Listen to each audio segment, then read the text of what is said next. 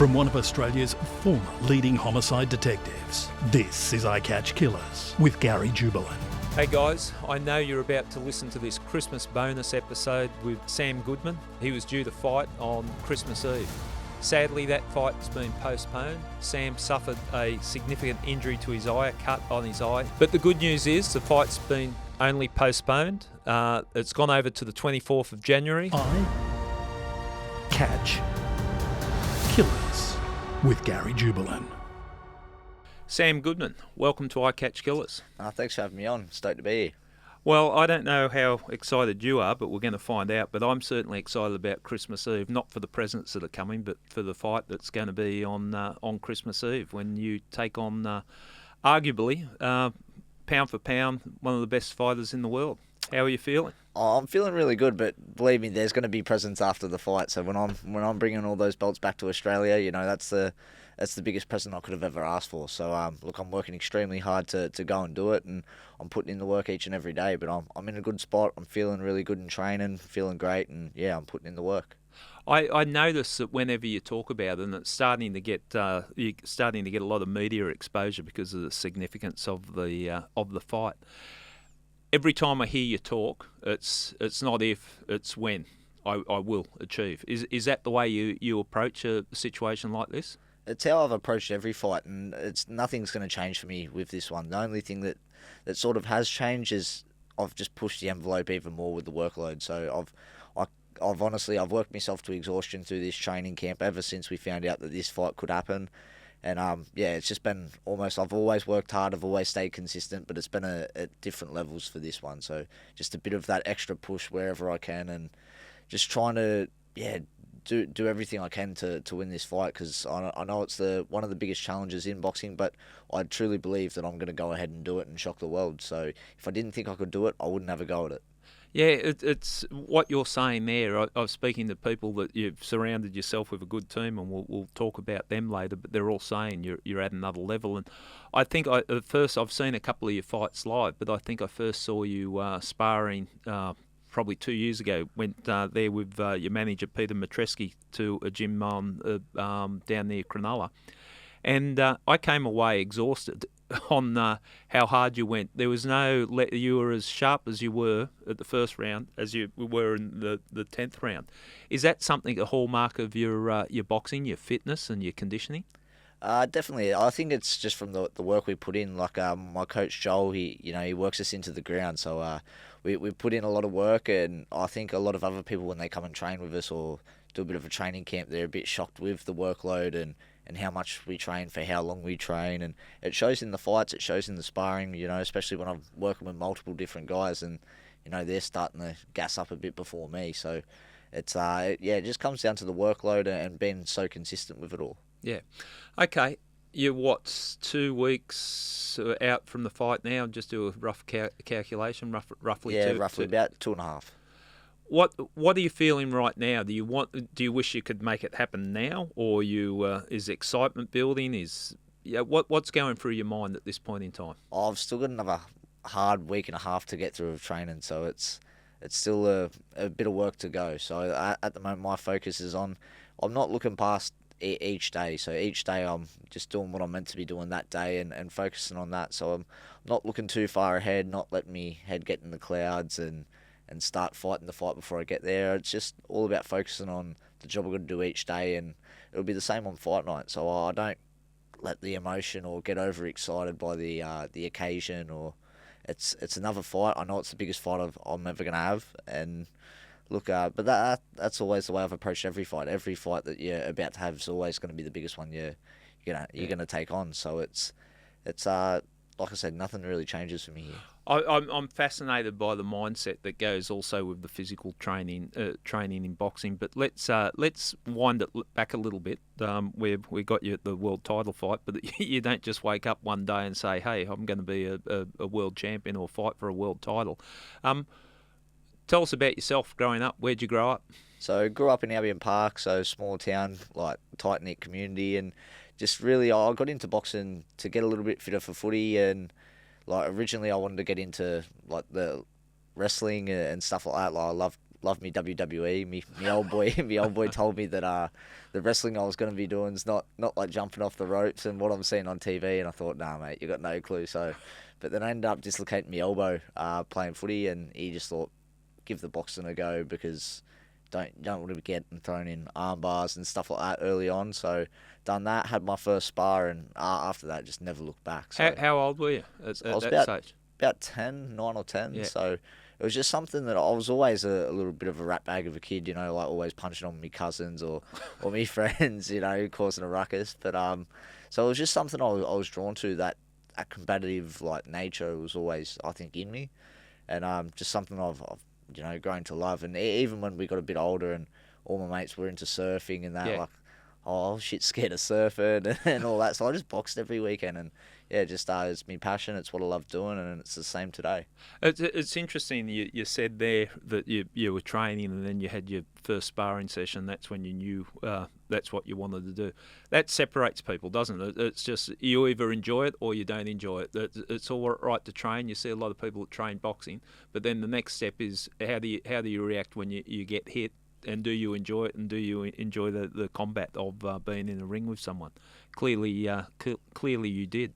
Yeah, and that's I think it might stem from a bit of footy, and like I said, just knockabout. It's a contact sport as well, and I think that might have helped. I was always a bit of a undersized kid as well when I was playing footy, so I was always getting thrown into the mixer and just used to a bit of contact. And yeah, so when I was with the boxing, and it's it eventually when you're fighting, it's people your own size. It was sweet as. So it was yeah, just something I was drawn to. And I'm not going to say you love getting hit in the face, but hitting someone else in the face and winning a fight, it's a damn good feeling. Yeah. Did it give you, just stepping away from the boxing, did it give you a sense of calmness away from, or confidence away from the boxing ring, knowing that you could look after yourself? Yeah, a little bit. Like, I was never not heaps confident as a kid. Like I said, I always bounced around with all like my footy teammates, and it's the same group I got around me today. So, but it definitely does give you a bit of confidence and a bit of a swagger when you walk. You can handle yourself, but it also comes with a bit of responsibility. It's a different world out there, and you don't want to be walking around like you can't be touched or anything, because anything goes in the street. So I'm not naive enough to know that anything can happen on the street as well. I think that, and I've had a lot of people on the eye catch killers, and their life's gone in the wrong direction, and boxing sometimes brought them back in the right direction. But one thing that boxing teaches them, that there's always someone better, there's always someone or a different way that someone can get you, and that you don't walk around with that arrogance, and you don't feel that need to fight. Absolutely, and it's just like I said, anything can happen if you're out there on the street. People have weapons, people have they can outnumber you. It's never a fair fight. So it's not even that. Like, I look at street fights now, my hands start hurting just thinking about punching someone without gloves on. So it's a something. Street fight, just wait. I just want to strap my hands and get my seriously, gloves on. I couldn't think about it now. So it's it's just you don't go out for that sort of stuff anyways. If you're going out, you're going out to have a and you've got quite a a conservative group of friends too that strangely get called the Mad Bunch. Yeah, too. So very conservative, very conservative. Yeah, so just quietly spoken. Just a quiet group of people going about their business. Very We're humble. going to talk about the Mad Bunch later on.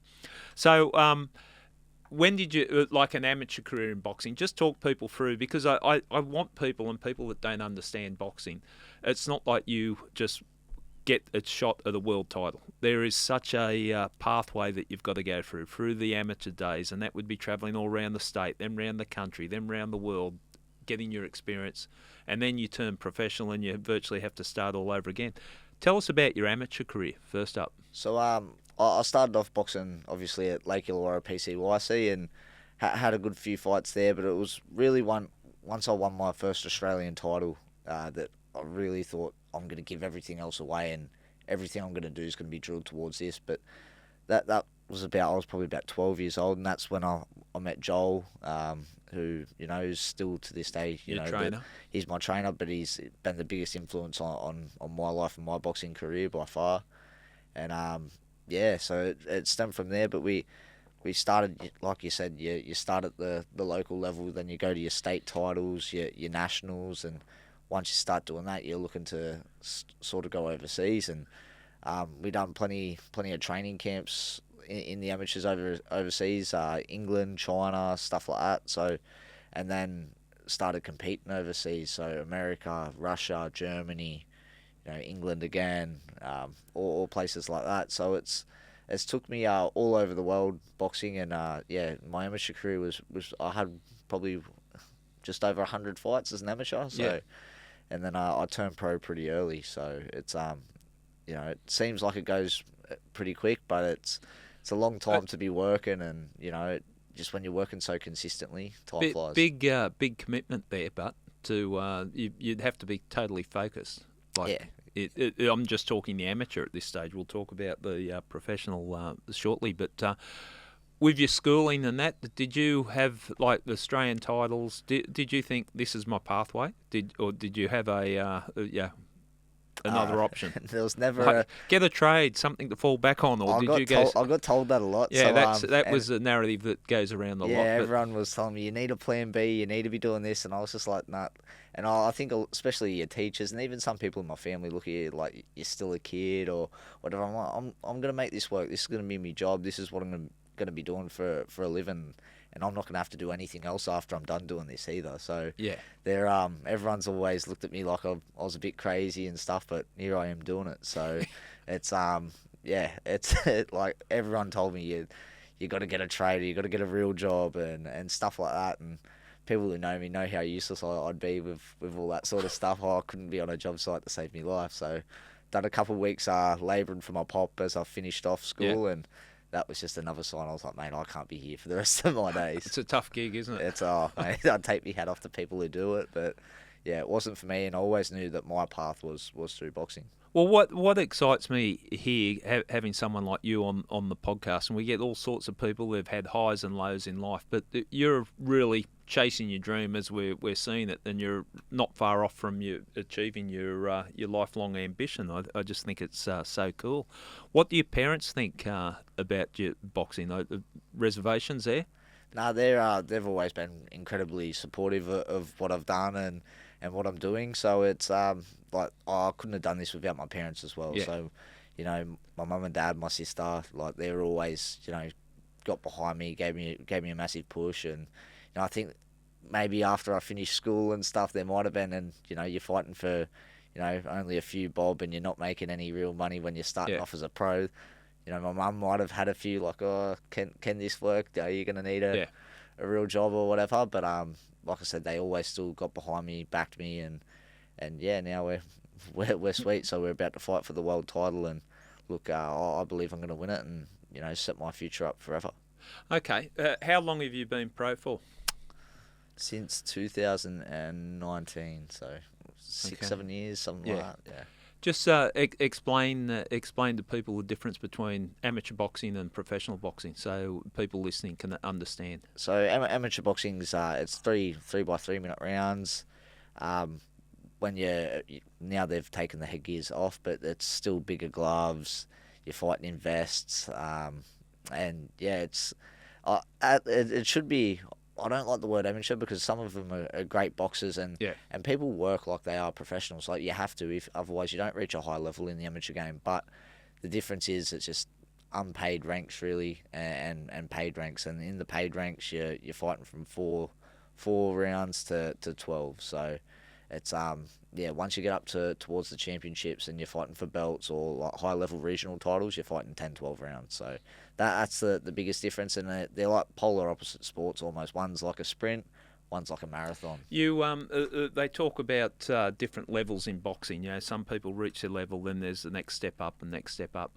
Did you notice a difference in professional boxing? Because in professional boxing, you're going to come across some hard cases, people, journeymen and people that know every trick in the book. And did you notice that when you the crossover from amateurs to professional? Little subtle differences. I think maybe I always worked with pros as an amateur as well. When I was in sparring and in the gym, but to be honest, I didn't try and change everything I'd done well. Yep. I just needed to do that for longer and be just really dial in on all my skills and learn to progress as a pro. But it's, like I said, it's different sports because you're working it to, like, you see people there. It's a sprint. It's so chaotic in the amateurs, whereas in the pros, it's, you got a lot more time to figure out your fight. Breaking the opponent. Yeah, exactly right. Breaking the opponent down. So whereas you can't give away a second in the amateurs, but so that's the main difference really that you find. But it's, in terms of the level, there's great fighters in the amateurs, and there's great fighters in the pros. But I think I've really found my style and found my way to win in the pro game, and found a way to dominate. Suits your game. Yeah, absolutely. Who did you look up to, boxers that you looked up to as a young fella? Early on, Mike Tyson, Roy Jones. Yep. And then once I started learning that, I'm not punching like those guys, and different weight class. Yeah, exactly right. So I started looking at a lot more of the Eastern European guys. So like guys like Lomachenko, massive fan of him. Like Dmitry Bivol, Usyk. Like, I love watching that Eastern European, like that Soviet style. So I think there's similarities as well in the way my coach coaches as well. So little nuances that we do, you can see in those sort of styles. But Loma's another one. He's a freak that, there's no one else coming out of Russia like him. Like, he won, I think it was 396 amateur fights for one loss, and then in the pros, how he went through the weights. Like, he had no right to be fighting at lightweight, and what he done was incredible. Yeah, and his training, you would have seen the specials on his training and his footwork and the technique and all that. Very unique and very different to what you see a lot of other people doing. I just watching you spar, and I was very fortunate last week. Coming up and watching you spar the Maloney brothers, both of which their last fights were in world title contests. You fought them for 10 rounds, rotating one in for 4 and the other one in for 6 rounds with a 30-second break. I went up there with Johnny Lewis and watched that, and I got to say, I was sort of blown away. You're looking at these are people at world championship level, and you sparred 2 of them, and it was a willing spar and very technical spar, and there wasn't much holding back. Is that the type of training you got to do to prep for the level you're aiming for when you take on the monster? Absolutely, I go in with every sparring session like with a tactical approach, but it's like a fight, Yeah. So it's getting used to those same feelings that you feel before a fight, and you also got to put yourself through the mixer a bit. So it's you got to work extremely hard and get the body ready to be in a fight. So I think ultimately the way to do that is you got to fight. So it's I think it's essential, and you can't tippy tap around the whole time. You got to work hard, and you got to go at it. Well, it was a willing sparring session. It would have been worthy of a pay-per-view fight. There was no holding back from what I saw between you guys. Nah, it's always good work with those 2 boys, and long may it continue. You mentioned Joel Keegan and Luke Phipps with training. Watching Joel speak to you in the corner just during that sparring session, I was impressed by the calmness that he created and the clear and concise messaging that he was giving to you about what he wanted you to do. Are you hearing that when you're in the ring, and how much does having someone like Joel in your corner mean to you?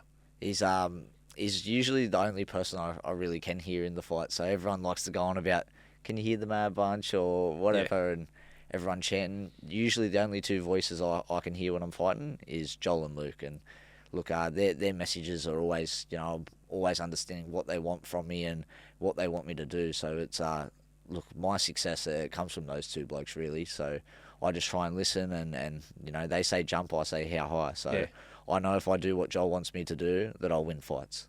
Right. No, it was impressive, and I could see the relationship, and I thought the instructions were really just switched on and concise. That I'm thinking, if I was in that position, I'd want someone calm like that, feeding me providing the feedback and giving the. When we get it wrong, he loses his cool a bit as well. So it's almost a bit of a fear factor in there as well. It's if you spar after someone else and they've buggered it up or whatever in sparring, and you're next in, you're like, freaking hell, like, you've put the heat on me now. So it's always a bit of pressure to not upset him. But look, he's the best at what he does as well. So, like I said, without Joel, I wouldn't be in this position. Okay. I want to, for people that don't follow boxing or understanding the type of commitment that you've got to put in from the time that you signed for this fight, or it might be 12 weeks out from the fight. What sort of training do you have to do? Your life has to be, and I see you this morning, you look tired, but you were sparring yesterday, and we could only get you on today because I was begging to get you on, and we could only get you on today because this is your one rest day each week. It's intense. Talk us about the build-up, because I want to take it right to the time that you're going to be walking into that arena. So whenever we got the call that the fight was gonna happen, which would have been 14, 15 weeks out, it was probably just before September, I think, that we knew that the fight was going to happen.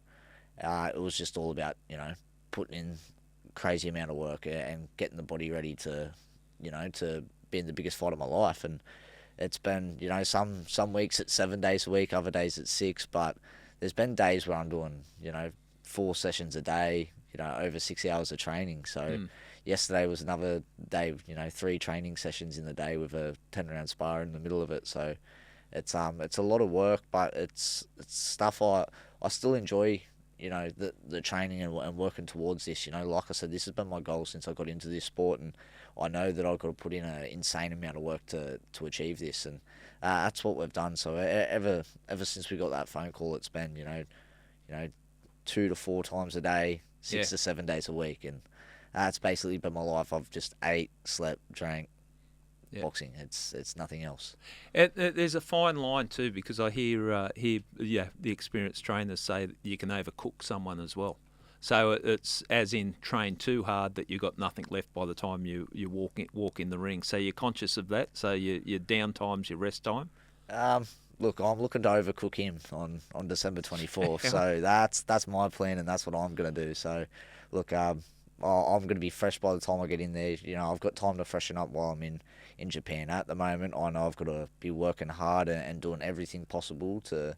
I think some of the overcooking and that, I think a lot of it can come mentally as well with people, and they get tired and they don't want to do things as well. So I think it's important to you got to keep your mind positive and just make sure that you're not feeding your own head with negative thoughts, or you got to always enjoy a bit of the pain and keep learning to push and try and tell yourself that over and over. And I think if you stay in that sort of headspace, that you can push hard, you can keep pushing the envelope because you're doing the right things. But I think the overcooking side, a lot of it can come mentally, or unless you get injured.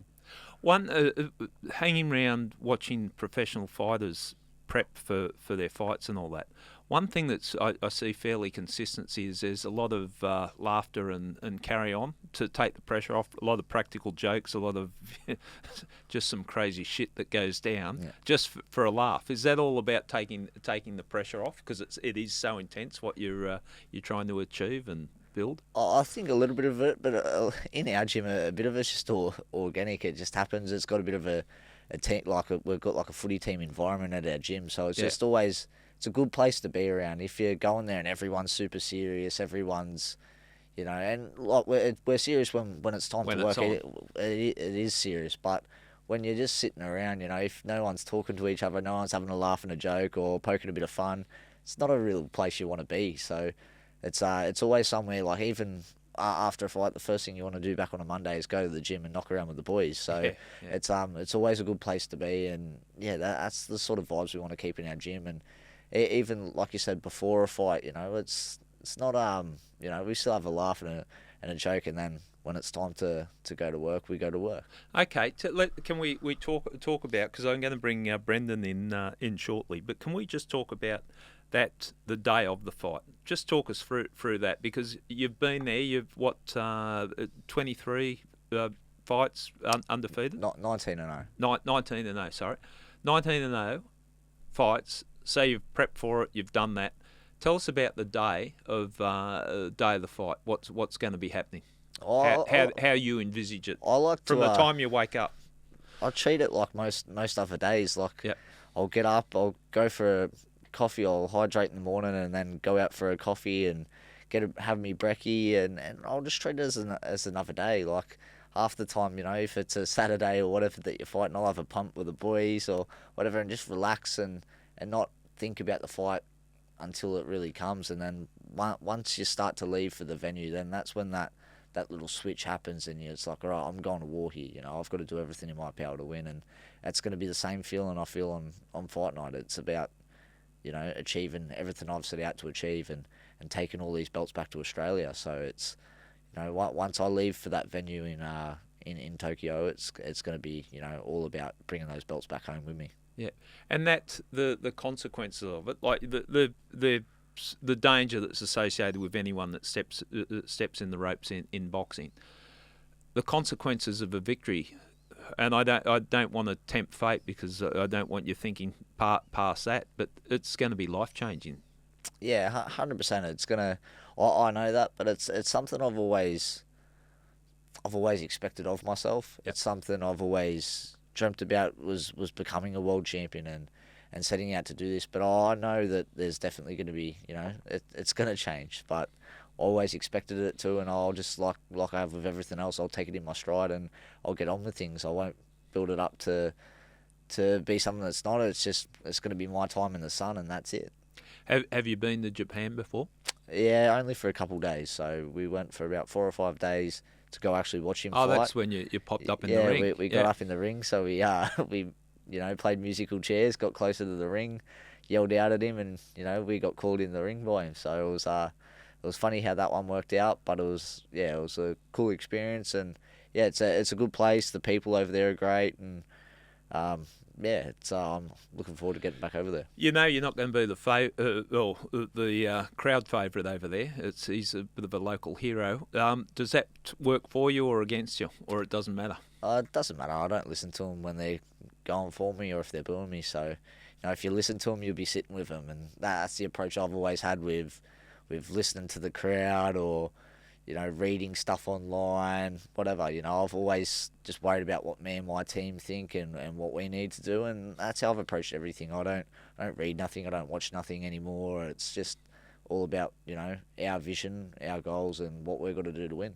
How many people have you got, close people you got coming over to support you? I think we've got about 80 odd, so it's just close personal friends. Yeah, all people I know and, yeah. and speak to, so it's pretty cool on Christmas Wow. Eve, to take that sort of many people over. If it wasn't Christmas Eve, I reckon we'd be looking at even more. But Christmas is everyone's looking to spend it with families and stuff a little bit. But we're gonna make plenty of noise over there, and what we're like, what they're like. So it's the Japanese, they're pretty quiet, and our bunch are mad as they come. So it's going to be they'll still cause a ruckus. They're quiet, but they love their boxing, and they know their combat sports, and they've got that samurai spirit in them. So you don't want to take them on. Like our bunch, none of them know how to fight, and they all think they can. So it's it's polar opposites.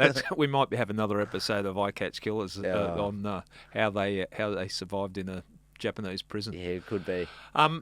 Sam, with the people close to you and going over there, you said 80 people, and I would imagine it would be that. I know you're a popular person.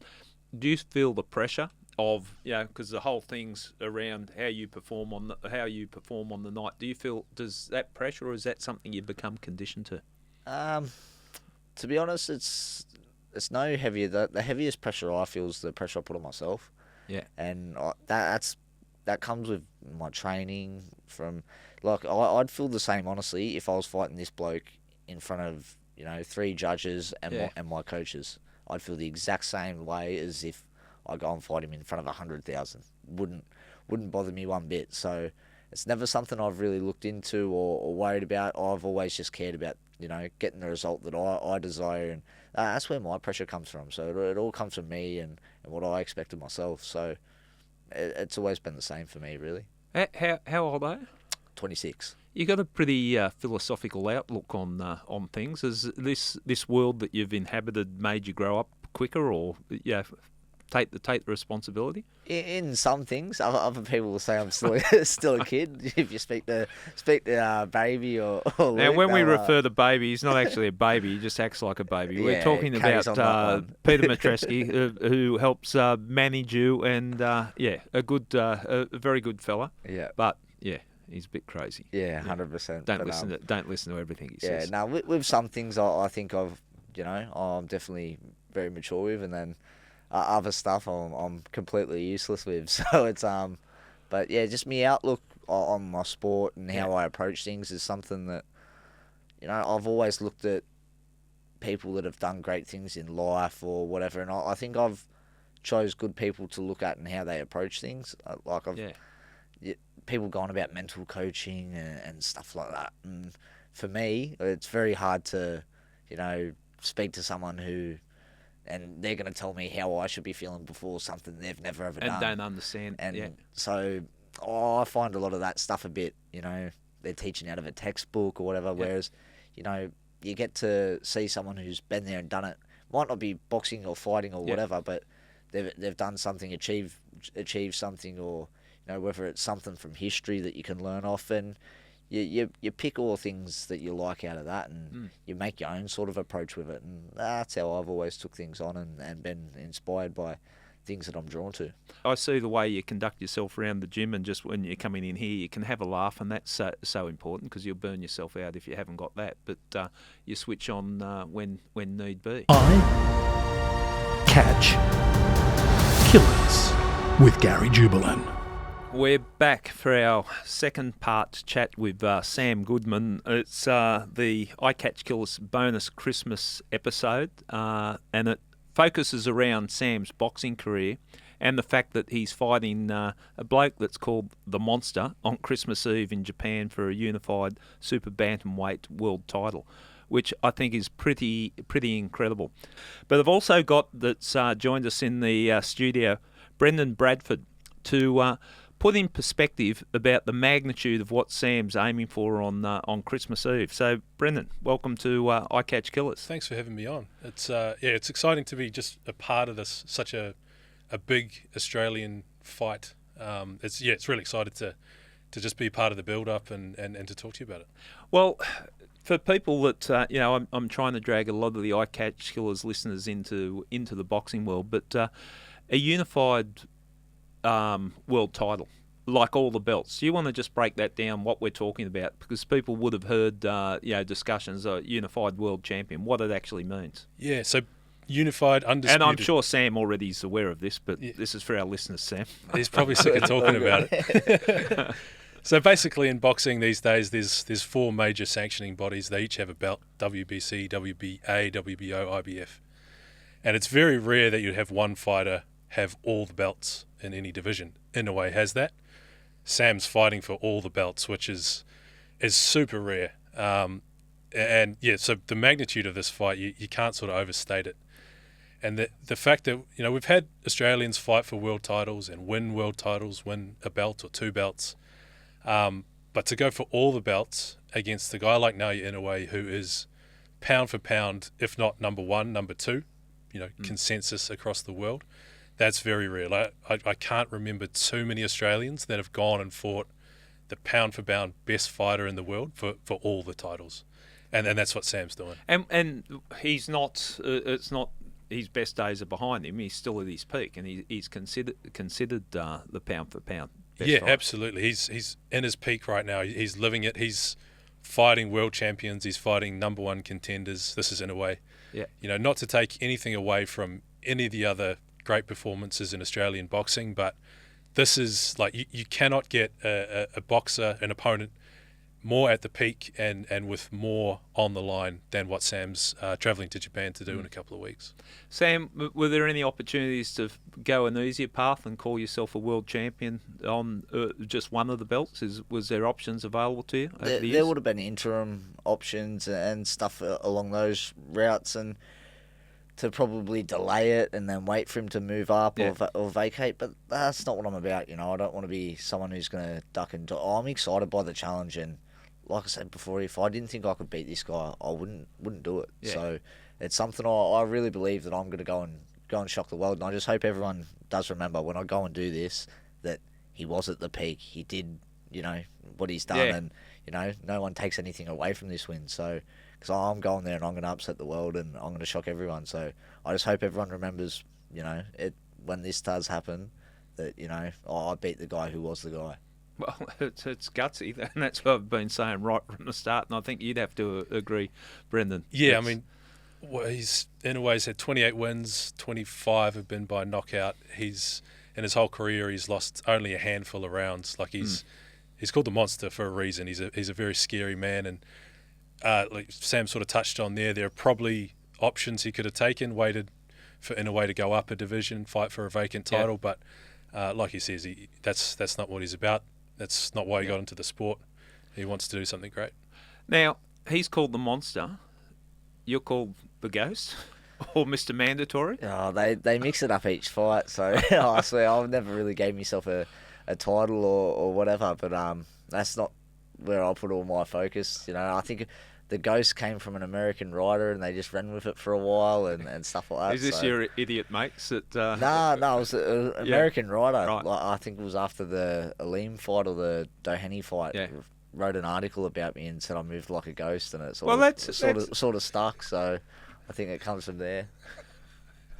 And Peter might have written with it. Is that person in the corner that's pointing to himself, going, "It was me"? Yeah, it could be. But A lot of things okay, in that you read. so the Ghost takes on the Monster, Mr. Mandatory. Now there's a factor in there's some substance to that in that you are the mandatory fight for, in a way, in two of the belts. Is that your understanding of it, Brendan? Yes, and that's sort of been the story of the past, I suppose, 6 months. Sam's had a couple of fights in Australia, but he's had this. He's been the mandatory challenger. In a way, he's had other fights that he's taken, and it feels like this fight has been building up for. Been about 18 months. Yeah. Well, since I've went mandatory, I won my mandatory fight. Yeah. 18 months ago. So it was either I could have sat out then and waited for a shot as well. So, but it was another thing. I wanted to stay active. I wanted to keep getting better, stay in camps, and keep taking on challenges to prepare me for this. So that's what I done. Like, you wouldn't find another fighter, I think, in the world that has had as many fights as me since getting that position. So Because every time you're fighting, and you're fighting some good opponents, you're putting it all at risk again, aren't you? exactly, you lose that fight and your shot goes. So someone else's ranking will overtake yours, and everything you worked for is gone. But like I said, you got to get paid. You got to keep working. You got to keep getting better as well. So Yeah. that's all things I've done in the process, and not just the fights, but the camps as well. Going into that, just the development and just preparing myself and going to new levels each and every time is something that's set me up to win this fight. Okay. Fighting in Japan. I've been to Japan. I know how interested they are in all forms of martial arts and combat sports, and they're fanatical fans. What sort of deal is it like on Christmas Eve in Japan, like in Tokyo? I think it's going to be a really interesting atmosphere because you'll have a big crowd, knowledgeable crowd, but super respectful. They don't make a lot of noise, right? Like you were there earlier this year, Sam.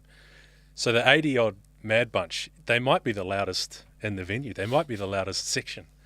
But yeah, they love their fight sports in Japan, boxing, MMA, all various forms of combat sports, but very respectful, sort of polite clapping, I think, rather than the raucous Mad Bunch crowd that they'll get.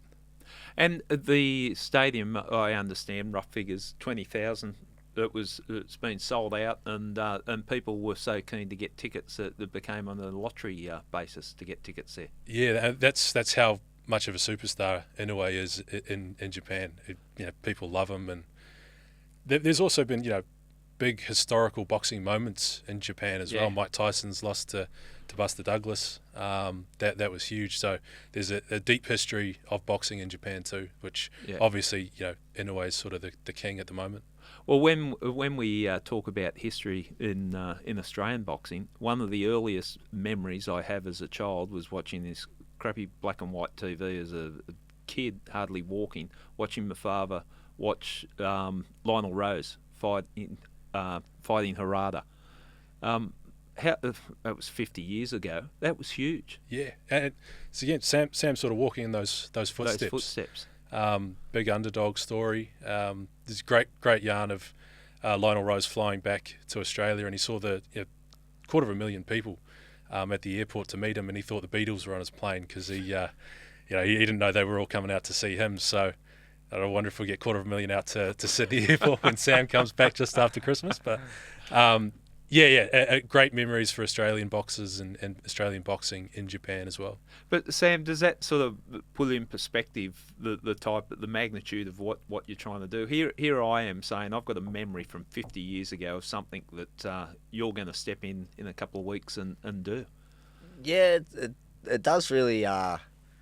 It'll be a bit surreal once I go and do it, I guess. But it's, like I said, it just feels normal almost for me. Like I always knew I'd be in this position, and I always knew that, like, I've got it written down in a book that, you know, I'd fight and beat this guy before he came into my division. So it's you've been gunning him for a long time. I just knew it was inevitable. I knew that he'd be moving up, and I knew that when my chance come, I just thought how timing would work. I'd fight this guy and I'd have to beat him, and so it's something I've almost manifested, and I just always thought I'd be here, and it'd be normal, and it'll be the same once I win this fight.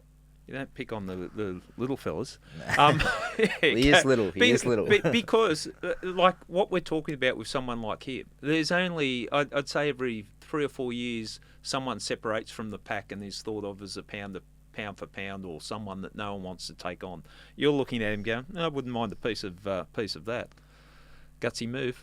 Yeah, well, it's just stuff that excites me. If you want to make your own greatness, you've got to go out and do great things, and that's what I'm setting out to do. You know, I'm not in this sport to just knock about and win a few regional titles or whatever. I'm in this sport to be great and to be a world champion. He's got all the belts and he's got what I want. So, and I've never built anyone up to be more than human. Like, everyone's calling him a monster, and he's a great fighter. Don't get me wrong, great fighter, but he's beatable. Everyone's beatable. It's high level sport, so on any given day anyone can be beaten. Yeah. I know that, and I know I've got to be very good, and I'm preparing myself to be that. So, like, I'm working myself into the ground to go and do a job on him. Okay, your word on the street, I've got a rumour that's been passing around about and you mentioned, Brendan, Mike Tyson losing to Buster Douglas in takeout. Sam, there was one fighter you looked up to, apparently, at a very early age, Mike Tyson, and in fact you dressed like him and acted like him. Black boots. If anyone's iconic photos of Mike Tyson, he's in his black shorts, he's got his black boxing boots on, and doing the peekaboo style with his hands up near his face. Yep. Bobbing and weaving.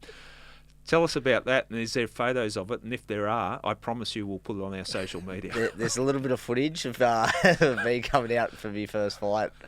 It's just crazy. Like, I think maybe Mum sprayed my boots black and stuff like that. I got black shorts, I think, in my third fight or whatever. But yeah, it was it's funny to look back on now, and especially how I was trying to box, man. It's how that kid thought he was ever going to do anything is just crazy. But just goes to show you put in the work, and you stay consistent, you keep at things, you will get better. So, because I didn't have much talent at all when I started out. You had attitude. Yeah, I had attitude and I had a go. So. If Tyson can do it, I can do it. There was something about him, the way he came out in the ring, but because it was a little bit different. Yeah, than just I didn't have that fear factor. Like, I had my shirt taped at the back, boots sprayed black. Yeah, it was very un-Mike Tyson-like, but and especially the way I fought as well. I'd wing in some bombs, so I don't think I threw a straight shot, so that's maybe the only comparison I could draw to Mike. To be fair, you probably looked more like Mike Tyson then than week. Mike that looked like the other week against Jake Paul. Well, I was probably closer to Mike the other week than I was to Mike in his heyday. So yeah, that was a bit sad, wasn't it? Yeah, it was a little bit. But we all got dragged into it. I got dragged into it, sat there. I was disappointed how the fight went. We're talking about the fight with Jake Paul and Mike Tyson. But on reflection, I was excited in the build-up to it. Yeah, it got me. It's going to get everyone every time. And if you're a tragic, like I'll watch everything, like from the UFC to the boxing, all the sideshow stuff, and the people who have a problem with it, simple answer is don't watch it, Yeah, and they well, all do, and like Yeah. they all tune in, they all buy it, and it's like, what did you think? He's nearly 60 years Yeah, old, and yeah. you know, it's great to have a bit of nostalgia, and you know, people think he's going to come out. They see a 3-second clip of Yeah. it's edited, and you know, he almost looked like couldn't move, like his It knees looked, were shot. it looked like they So- trained him from the waist up, but not the waist out. Yeah. Like he had the movements in the arms, but the feet didn't. You move. look at But- the pad videos, and the pad man's doing more work than Mike, and some of it, and it looks unreal. Like people are going, man, he's looking good. He's going to knock Jake out. I'm like, you're talking about a 28-year-old guy who's he's actually had a bit of a go, and you know, he's tried to learn the sport. I'm not saying he's a good boxer by no means, but he's tried to learn the sport. He's kept at it for a little bit. He's going to be handy, and he's fighting a 60-year-old man. Like, what's going to happen? And he's putting himself out there, and everyone, shit, it's Mike Tyson. Mike Tyson's that little bit different human being to the rest of us. But it got me. But I'm fascinated. You've watched Sam's career. You've been following Sam's career and building up. What type of fighter would you describe Sam as? I think the Ghost is an accurate sort of nickname because he's elusive. He moves really well, very skillful, but he'll get you too. Like he'll nab you. So I think that's what it is. Like you say, you wanted to be Mike Tyson, Sam, but you maybe didn't have that sort of power being a smaller guy. So you had to be more technical, more proficient. Very tight, very precise. So it's a different kind of, I suppose, style to your heavier fighters. But there's a real beauty in the way that, like, Sam and the guys that he's taken after Lomachenko fight, and the way they prepare and the way they sort of break down opponents rather than this one punch knockout stuff. Yeah. It's a real art to it. You certainly your fitness and your movement. That's what I picked up on. But I was also not surprised. But I thought your defence. I really saw your defence working as well. You weren't, or you're rolling with the punches, or not getting caught. So, what's Inoue's dangers? I'll ask you first, and then Sam. We won't drag you into it because we don't want him to get an inside knowledge when he's listening to I Catch Killers, as I'm sure he will be. 100%. Yeah, we'll give him nothing. For me, it's his power. It's his power and his strength, but he's always just had this aura. Like, for 5-6 years, you go into an Inoue fight, and it's appointment viewing because he's the best at what he does. But you just kind of know that he's going to win eventually. Yeah.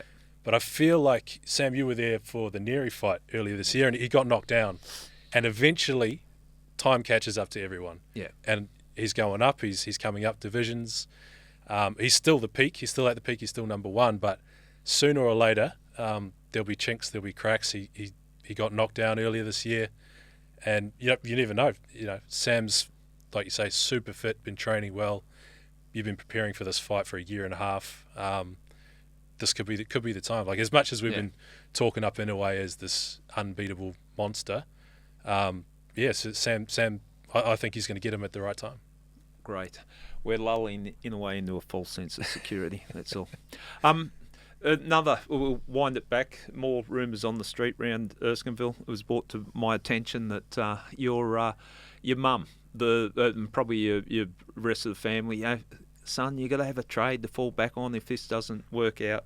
And you've done your hard labour, 2 weeks working on a building site. Yeah. What happened after you signed the contract? And we're not going into the money, but it's a significant amount of money that you're getting for this fight, and it is life-changing. But what was the comment that you picked up the phone once the contract had been signed to your mother? Oh, I just had to let her know that I'd be digging a few holes to earn that sort of money. But I think her and me dad were on the drink for a good week, after I signed that. So they had a few. So I think it was a bit of relief almost for me mum.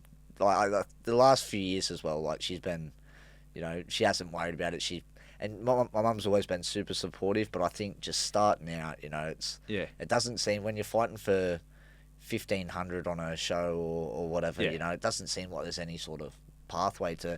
Everyone's always telling you as well there's no money in boxing. Like, you hear that repeatedly. Everyone. So you're constantly getting told that by promoters, people that manage fighters, and it's it's you make what you make of the sport for Yeah. yourself, and that's all it is. But you're constantly told that you're up against it, and Yeah. it's Well, not doable. you brought up it's not only the battles in the ring; it's battles outside the ring to get this fight. So kudos to the people that have got you to this fight. Do we have to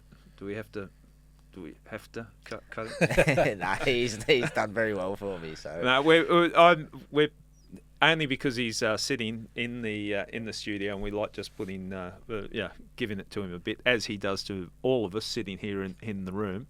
But your management, Peter Matreski and others that you like to mention that have managed to navigate their way through a real cutthroat world. well, 100%, and I like to give him heaps as well. But when I first signed with him as well, he saved me from signing with another promoter where I was almost looking at the contract, and because you need people to invest in your career, and it gets to a point where like you can't do it on your own, like unless you already got a lot of money behind you. So it's not something you can invest in yourself and make it work. You've got to be paying sanctioning fees for rankings. Your opponents cost an absolute bomb, so you need promoters to back you. And look, working with Baby got me the best deal at the time, and it was that almost like straight away changed the trajectory of where everything was going for me. So went from my coaches having to tip in money for opponents and like tens of thousands of dollars, and to all right, I'm starting to be able to pay some money back to my coaches, and They put the faith in you, and exactly you can right. return So it. they invested heavily, especially starting out to get fights, and this is fights not even in my weight division, not for belts, just to keep me active, and they're paying like opponents that you would think that's crazy money how they're getting that, and then I'm fighting for $1,500. I'm not making any money, but as soon as Baby came on board, he got us a very good deal, and all that went, and I've finally been able to start paying back some money to my coaches to a point where it's pretty good now. Well, full credit to your whole team, and also in regards to Peter, as we refer to as Baby. He's actually fought for a title over in Japan. Yes, he's we're already 1-0 against Inui's team, so he's beat one of the cornermen, Nishizawa. So he's never worried about those samurai warriors. Nah. So neither am I. So we're taking that. We're already 1-0. So when we go over there, so but it's all we'll stick it up it's all good experience. And I saw when we came up watching your spar the other day, and even Johnny Lewis having a quiet word in your ear, and speaking to Joel, and all that type of that's all these pieces that you need to come together, isn't it? Exactly right. All the experience. Like, touching on speaking to guys like Johnny, a guy that's been there and done it, and that's when I'm talking about you drawing motivation from people or listening to the right things. Guys like that they've been there, they've done it, they've seen it all. They're the sort of people that you got those. You always listen to, and you're clutching onto every word they say, because they've been around the sport. So, and then like guys like my coach Joel, and he's just I think the smartest man in boxing. So they're the sort of guys you lean on for advice, and you get a lot of confidence from having those sort of people around as well. Yeah, I would imagine you would. Brendan, just on the navigating the fight, like the fight world, not just Sam's career, talking about that, how brutal it is trying to manage your way through. It's a cutthroat world, and it's not by chance that we have a lot of people linked to boxing that come into this podcast on I Catch Killers, if you know what I mean. But Big crossover. Yeah, that's a nice way of putting it. There's a crossover. But it is a ruthless business, isn't it? Yeah, it is. And to even get to this point, to get Sam in a position to fight for all these titles, just to get here is a minor miracle. Like, you need so many things to go your way, not just in the ring results, injuries, but having the right people, the money, the sponsors, the right kinds of fights, with the right sanctioning bodies to get rankings and stuff. It's really a crazy thing that so many people have pulled together just to be able to get to this point. Like you say, it wasn't that long ago you were paying for opponents to come down and things like that. And I think we might have spoken about it before, or maybe in your amateur days, you used to host fights at the footy club at Albion Park down there, like to to go from there to this level of fight is quite amazing. Yeah. That was all to, raise money and pretty much go and use that money to compete overseas and stuff like that. So it's a lot of the time that sort of stuff, it's just investing in yourself, and you spend all those years starting out. You got to put that sort of investment in it. It is tough, It's very tough, and sometimes you do just need some scenarios I look at, and not with any of my fights, but around just how things have worked out. You need a little bit of luck as well, and I've had plenty of that. Like even with getting Baby on board, like that was all from him watching one spar, and making a couple of phone calls, bang, and then I'll look at how that's turned out for me and how things have changed from that moment, and that's led me to the position I'm here. So some stuff's just right place, right time. And your last fight, you busted your hand.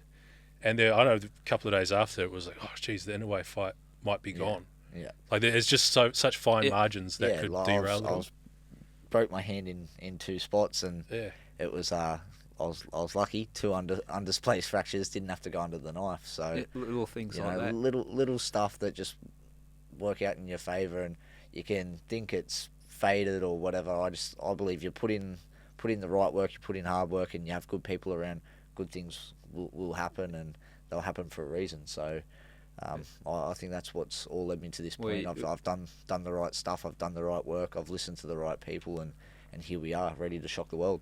But absolutely no shortcuts too, by the way you've gone about it. You haven't taken the easy path. We'll wrap it up, but before we do, I think it would be remiss of me not to mention the Mad Bunch. Those quite intellectual group of Sam's friends, just a couple of some quiet guys.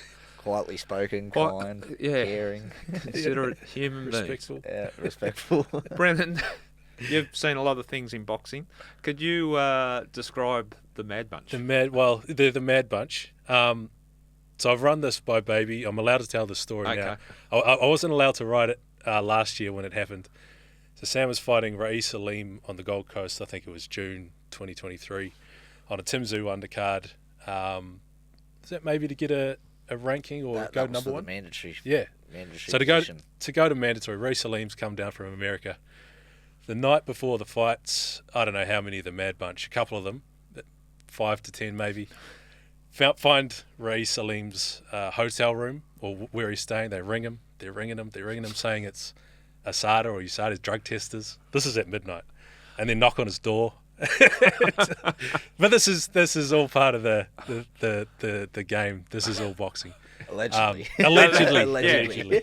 This could be a Baby Pete Maczewski wind-up, I'm not sure, but the yarn's too good. Well, it must help you, Sam, having mates like that, and full credit to you, because a lot of people that come up in whatever field in life, not just boxing, but other that brush their mates aside. But it's clearly you're rising, but you're bringing your friends with it, and I think it helps keep you grounded, but it's also shows respect to your mates. 100%. If you looked in all our group chats and stuff, I'm probably the one that cops it the most. So it's you definitely can't get ahead of yourself or think you're too big for your boots. Like I can't get a photo with someone when one of my mates are with me without them taking a photo of the photo getting taken. Like it's a nightmare. So it definitely keeps you grounded, but it's good. You always have the same people you started with, and I've never even it's been a thought or whatever. And I think that comes from my family and how I've been raised. And exactly right. And if you lose that, you got nothing in life. So you always got the ones you started with, and that's how it's going to be till the day I go out. I think the crew that you've got round, they're going to be for you there for the good times, bad times, all that. If you gathering people on your way up, as soon as and you see it in boxing, you would have seen it.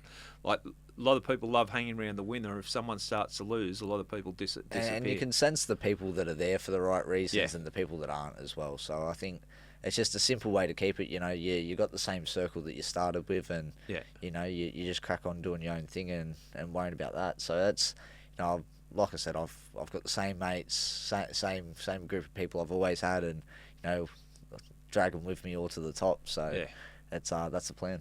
What to watch the fight Christmas Eve? What time's it going to be on? Do you know? Time difference? I reckon probably over here, I'd say 11. Perfect. 11 p.m. So Okay. 9:30, Baby Pete says. 9:30. 9:30. Main event, Okay. KO Sports. Over here, that's start time. Oh, That's your Okay. flight night. Yeah. Yeah. 2-hour time difference to Japan and well, 7:30 open in Okay. Tokyo. Oh, great, Sam. he knows, he Anyone knows. listening to this, we've just missed the fight. What happened? Try not to be 2 hours late to my own flight. But Make sure you turn up on time. Yeah. Well, look, Sam, I've really enjoyed having the chat today. I've enjoyed following your career, and I've got that much admiration for what you're aspiring to achieve. And like full credit to you. No shortcuts, and you're a normal bloke chasing a dream that most of us just dream. We don't actually chase it. So full credit to you. No, thanks, mate. Thanks for having me on, and can't wait to do it. And next time I'm here, I'll be here with all the belts. You bring all the belts in. Then we'll be getting some Absolutely. photos. Absolutely. And baby can get a photo of me holding the belts. And Brendan, yourself. And thanks for giving an insight into that. And you looking forward to the fight? Yeah, I can't wait. Thanks for having me on, and love talking boxing. And thanks for Sam letting me be a small part of this journey. Getting to see it up close is the dream. Same thing, sort of. I was watching Mike Tyson in the 90s on the lounge room floor. To be able to get this close to it and see what it's like and see what it's all about is a dream come true. So can't wait for this one. It's exciting. Thanks, guys. Thanks, Sam. Good luck with it. Cheers, mate. Thank you. Cheers.